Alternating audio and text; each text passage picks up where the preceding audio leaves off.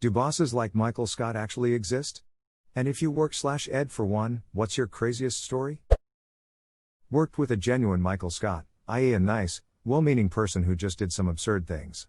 We had kidnapping drills one day, where we learned how to not be kidnapped. Notably, this was a regular, boring office in a regular, boring suburb. No reason why kidnapping would be on anybody's radar.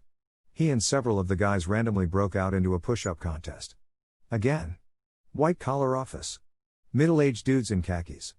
Couldn't remember the nationality of our Hispanic colleague. Tried to learn Spanish to make her feel special when she returned from maternity leave.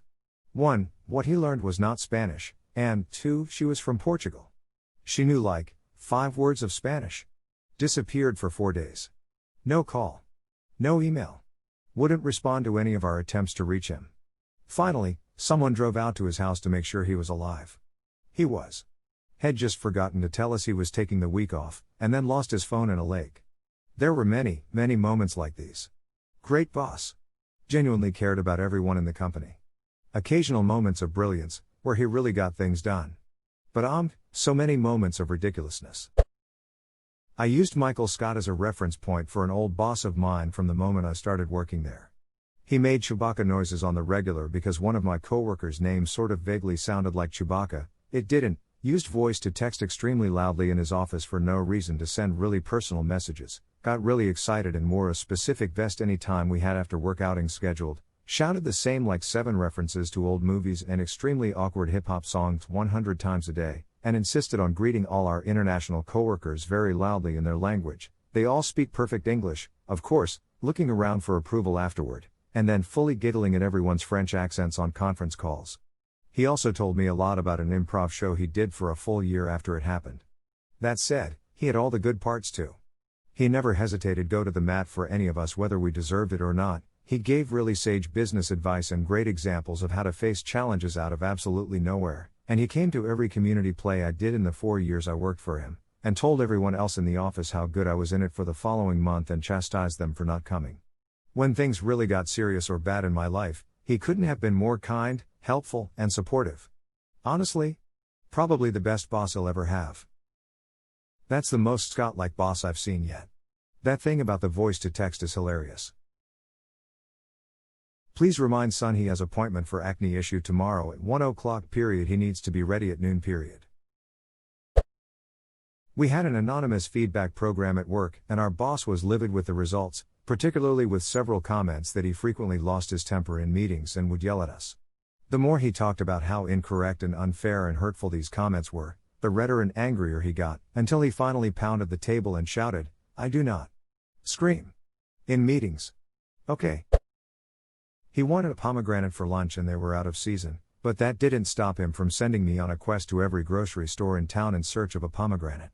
Multiple produce guys laughed at me, but that was the easiest $13 HR I've ever made. Edit, wow, this blew up. Rather than replying to each of you, I'll say it here. No, I did not find a pomegranate, and when I came back he was eating Subway and he seemed to have forgot had even sent me. Maybe I could have gone home or to the movies etc., but driving around leisurely listening to the radio seemed like a pretty good alternative to doing my actual work at the time. I did in fact check the gas station in Carbondale. They also do not carry pomegranates unless they are in season. Shoulda just called around and went to lunch, then come back hours later saying you had driven to those locations to check. That's using time well. This is a paradox. He held a meeting with our whole team less one person to discuss said person being gay. We all knew for well over a year, and never made a deal of it. So yes, they are out there and that is why the show is so funny to me. I can relate. Did he try to kiss him? No. The guy was on vacation so our staff meeting was strategically moved when he was out of office. You mean he was on a gaycation? That was pretty good, Kevin. Looks at camera and smiles with very squinty eyes.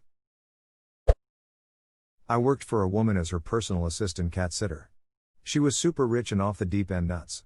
She had me order a mannequin online, and then paid me to take one of the mannequin legs to Nordstrom to try and see what suitcase I could buy that would fit the dismembered mannequin body, because she wanted to fly with the mannequin to Pittsburgh to display as her daughter, dressed in her daughter's clothes, at that daughter's graduation celebration.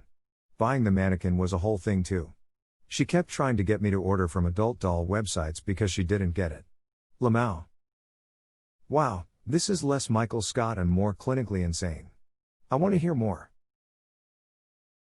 Less Michael Scott, more Robert, California.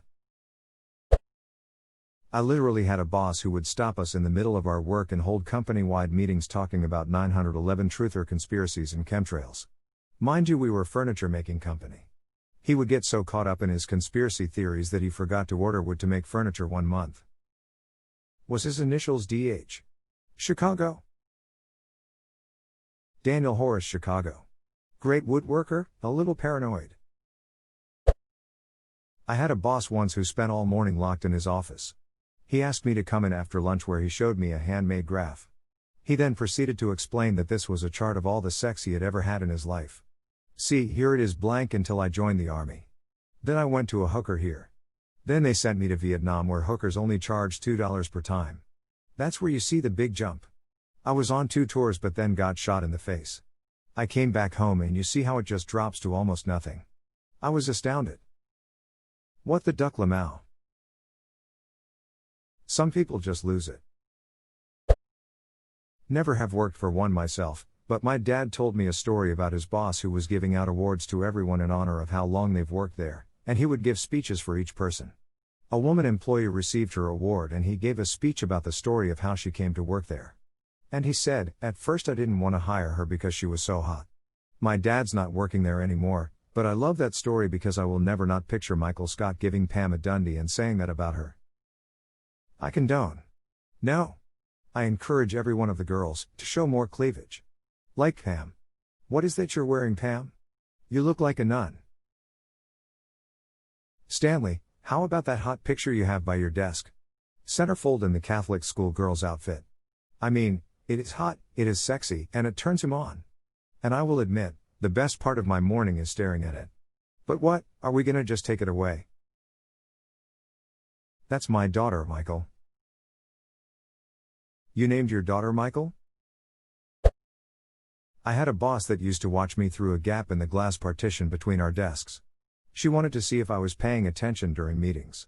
One day, I put a large folder to cover the gap and she freaked. I still laugh when I think about it. This sounds way more like Dwight but still hilarious.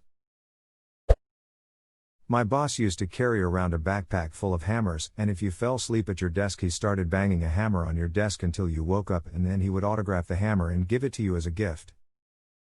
To be fair to your boss, is falling asleep at work common? I'd do it once for a free hammer. I'd do it so I could pop up halfway through and scare the sweet Jesus out of him. Gets hit by a hammer. Getting hammered on the clock. Nice. My ass boss insisted his daughters be flower girls in my wedding. I declined. At the reception, he told me I was spending too much time talking to one person, and I need to work the room more. Question mark, was he referring to your new spouse? Yeah, man, Op was being such an asshole. Like who the duck spends time with their spouse on their weddings. Uda Op. God, Op is so inconsiderate. My boss is certainly Michael Scott-esque. When I first started I was essentially Pam as well, since I was both receptionist and his assistant to some extent. My favorite story was back when we were prepping for a conference.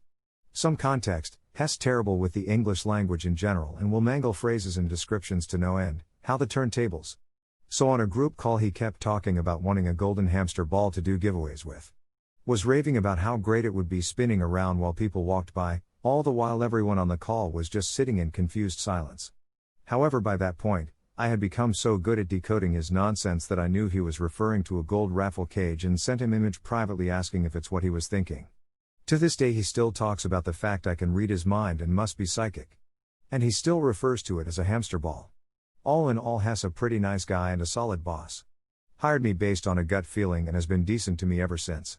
I think I knew it would be a good fit when during the interview he tried to tell me about the 4 pillars of the company and forgot one. Told me later it was knowledge.